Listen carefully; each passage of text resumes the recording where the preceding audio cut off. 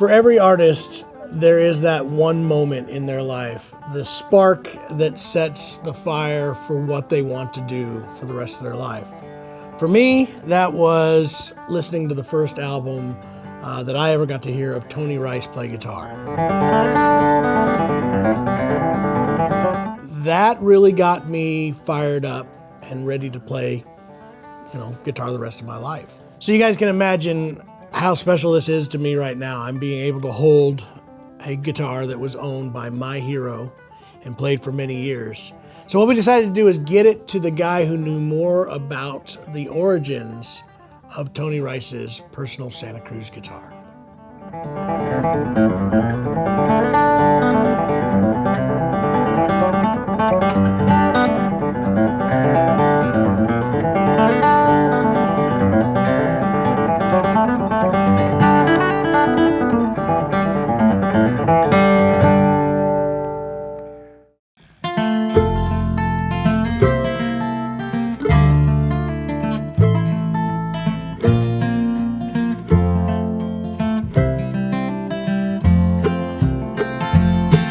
We are at the 2024 NAMM, and we're about to go into the Santa Cruz guitar booth because I'm going to meet up with Richard Hoover.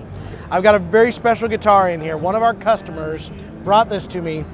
This is Tony Rice's personal guitar that he had built. This is the guitar that is on most of all the advertising promos for the string packages, the DVD, homespun video. Lots of things have this, and also recorded on quite a few guitars, including John Carlini recorded this on the Two Rivers Suites. But what I'm really excited about is showing this to Richard, letting him see what happens, and I can't wait to see what kind of stories he's got to talk about building of this guitar.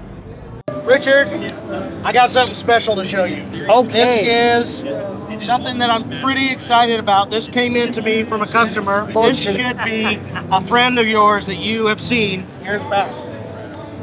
And I want to see your thoughts on it. But this is Tony's. I recognize guitar. the wood.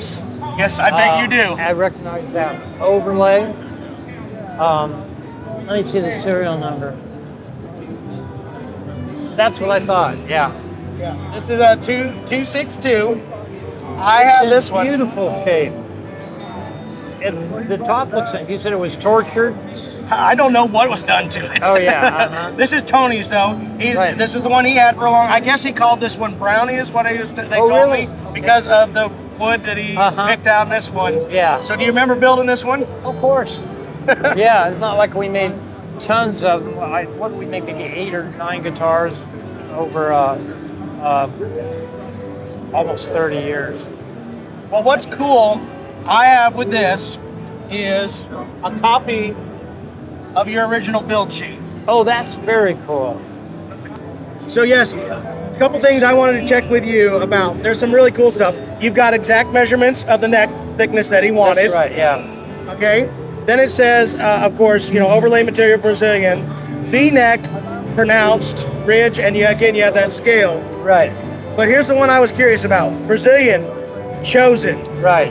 All right, so tell me, what was the choice? Do you remember choosing this one? What was it made that Tony decided this, or was it you that decided on this particular set?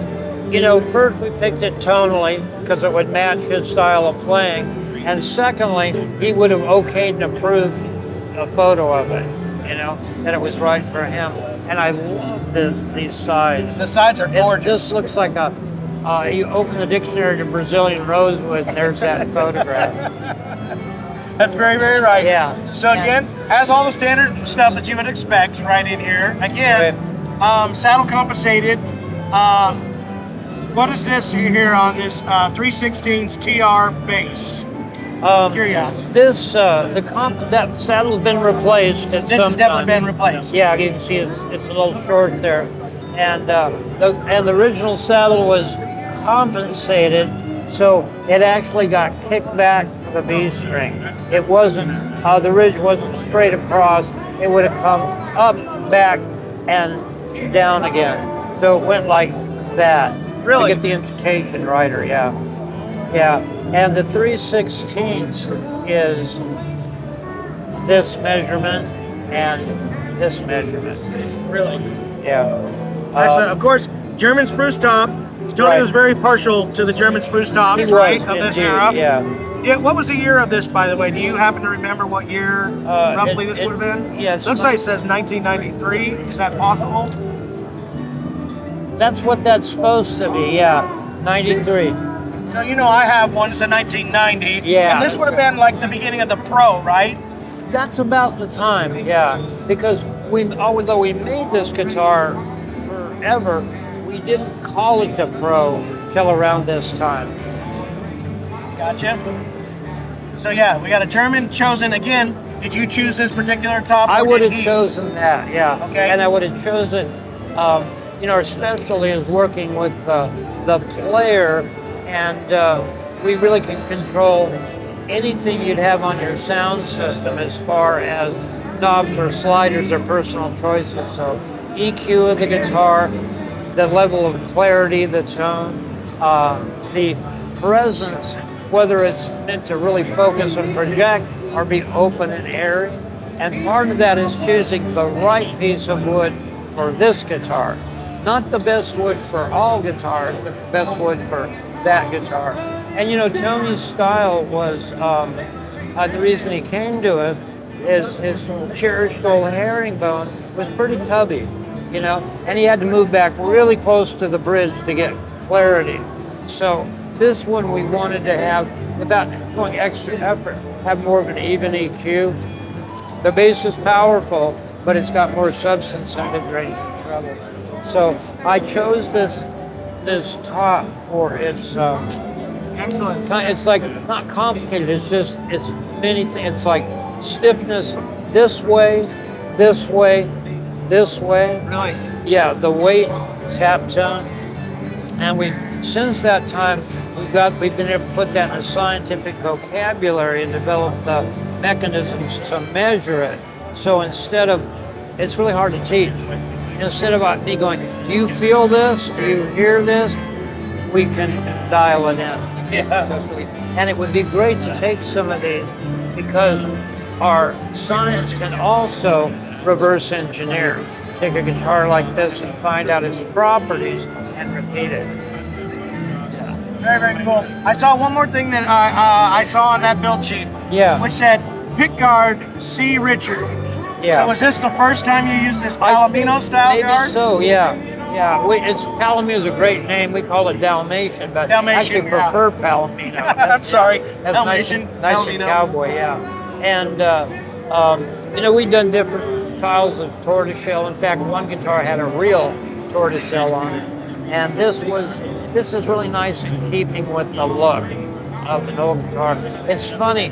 Real tortoiseshell looks way more fake. Yeah. That's Especially his does. Yeah. So this was your choice again, or was this you guys talked to this one? Yeah, it's something that I would have talked to him about, and we would have agreed that's the best choice for this. And then the last thing I see on there, obviously we got string action, talks about that. Yeah. Tuners, these are really unique gold Waverleys. If you look, Yeah. they're very engraved and very Right. unique. Did you guys do many of these Tony Pros in this kind of? Before Sumac had a standard engraved, I almost remember this guy's name. I'm going to say maybe Ron Chansey, that hand engraved these. And he could have been a friend of Stuart McDonald, or he could have been somebody that Snuffy Smith knew. And Snuffy was the guy that looked after this. But it was hand done. It's really pretty. Sure.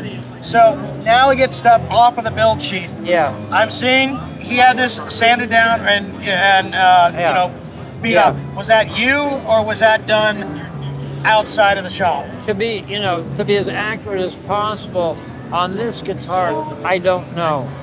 We did this for him. It's like the violin idea, Yeah. right? This is has no finish on it, and it's actually faster than a slick neck, Yeah. which is sticky.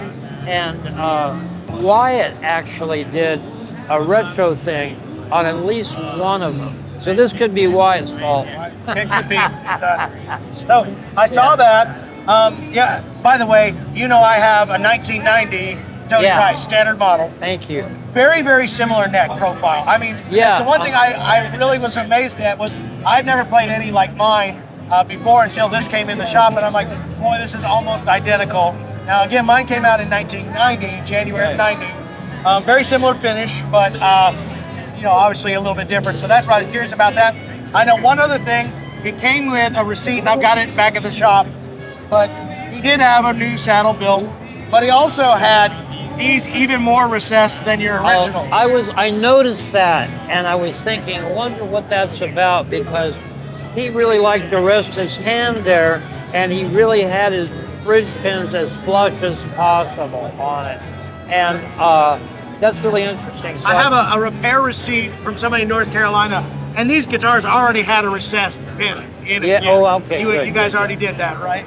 Yeah. But this was even further. He had it even more recessed, and if you look, that E string's practically touching right in there. It's really, really close. Yeah, I know he had John Carlini do work for him also, but I don't know that history on this one. So, yeah, so speaking of Carlini, I checked on some of the stuff, reports of Tony saying what he had recorded with it. Oh, The that's Two River great. Suites with Carlini. Carlini played this on most of that album. There's a letter in with this that says, you know, some of the albums that he did record with. So I do have a Great. copy of a letter That's from great. Tony when he did sell That's this a guitar. great piece of history, because Tony told me that I had written it down, you know, what he recorded with Old Bone and what he recorded with his Santa Cruz, and it's lost to history. So I like that bit of Okay, I was really impressed with this guitar. It's a really cool piece. I was really curious to see how much of it you remembered.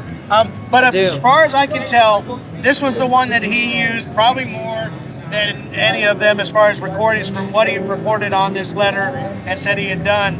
There's a lot of recordings done with this particular guitar, so he must have really, really loved this one. I know you guys did quite a few different ones throughout the years. And most of it wasn't so much changing for sound, it was changing for ergonomics, so it's easier. In fact, going down to the 25.25 scale, because the shorter the string length, the less tension it takes to tune it up to pitch. And so he's really trying to preserve his wrist. I do remember that this top came from a family, I'm in the second generation now, the Kolitz in Germany, that became good friends with that. And this Brazilian is from a tree that was probably 450 years old. It was cut about 100 years ago before chainsaws. So people used a two-person saw, and they were standing up. So the remainder of the tree trunk was still there, and it's like beautiful old stuff. Really good. It is really beautiful. Very, very cool. Well, I will tell you this, and I won't be able to quote this exactly, and I'll try to re-record it after we film this. But I will say, the last sentence in that letter that he had said, "The reason I am selling this guitar is because me," and he called you Dick Hoover in that particular one. I cured him finally.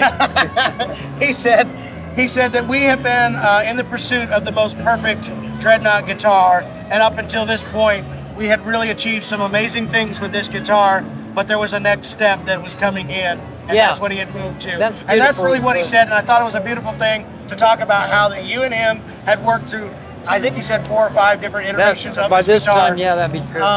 And I think that was a really, really beautiful thing to hear. And again, I just wanted you to see this build sheet because I thought love this it. was super cool. I love that you gave me an opportunity to sit down with you for a minute, talk about this really special guitar. I know the owner also finds it to be very, very special. It is a very special sounding guitar.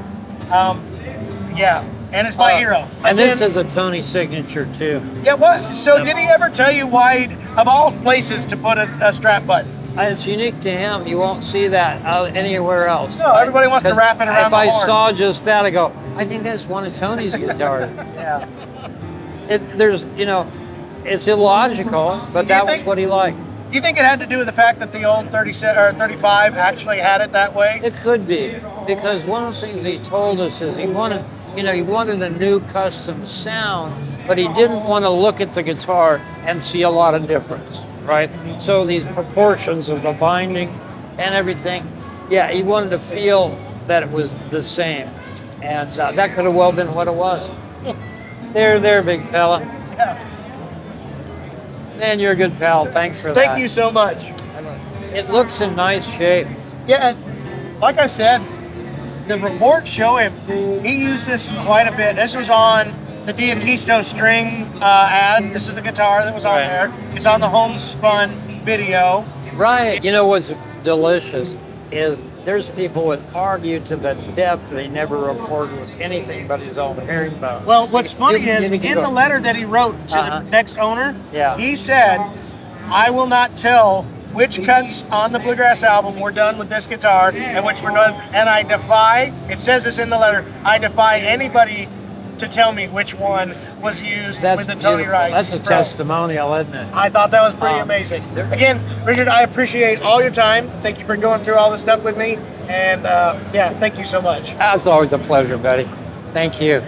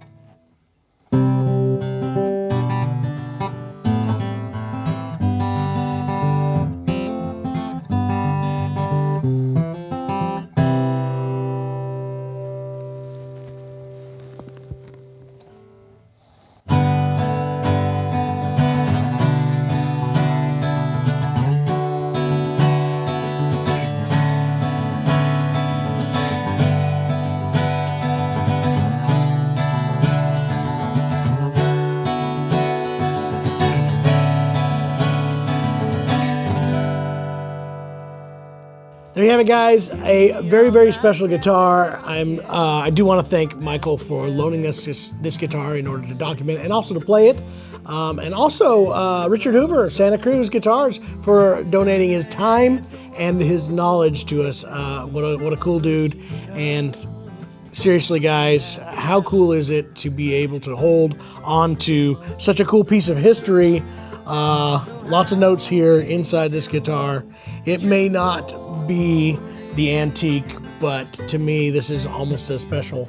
And I want to thank everybody, including you guys, for watching. If you guys like this, check out this next video, which should have a link down below. This was the beginning of our blind test videos, and also a very fun one because it does all the Tony Rice clone style guitars out there, well, that we could get a hold of at the time. We played them all back to back. Super fun video. We will catch you guys on the next one. Until then, please hit that subscribe and like button, and we'd appreciate it. We'll see you guys.